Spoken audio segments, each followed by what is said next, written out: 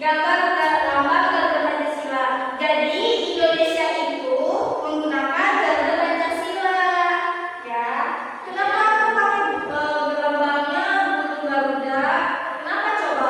Karena burung itu ada gambar pas, ada gambar kepala. Nah, karena Garuda Pancasila itu disimbolkan untuk menandakan lambang Indonesia. Oh gitu. Jadi terus di tengahnya juga di situ di kaki Garuda Pancasila itu dia memegang pita, ya pita. Pita di situ ada tulisan Bhinneka Tunggal Ika. Kelihatan nggak tulisannya? Kelihatan, Bu. Itu menandakan kita berbeda-beda tapi tetap satu tujuan. Oh gitu. Iya, kayak gitu. Nah, lambang Pancasila itu dilambangkan dengan lambang Garuda Pancasila. Terus di dada Garuda itu juga terdapat dengan simbol, ya. Ada simbolnya tuh di situ, di tengah-tengahnya itu ada pita.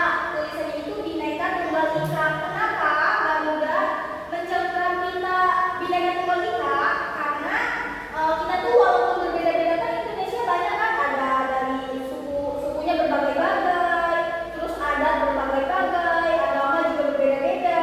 Nah, kenapa kita berbeda-beda? Di situ pakai pita karena berbeda-beda tapi kita tetap satu tujuan, itu kayak gitu. Terus di sini ada gambar sila. Nah, sila Pancasila, 5 Pancasila nih ya.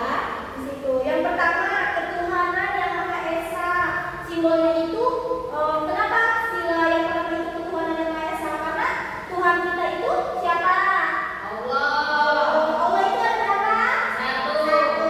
Nah, karena Allah itu satu, di sini disimbolkannya itu bintang. Terus yang kedua itu kemanusiaan yang adil dan beradab. Nah, di sini simbolnya itu rantai. Yang kedua itu simbolnya rantai, ya. Kenapa kemanusiaan yang adil dan beradab? Karena kan kita itu sama-sama manusia harus saling tolong menolong. Terus kan pasti kita juga walaupun berbeda-beda tadi di simbolnya itu di kitanya Bhinneka Tunggal Ika.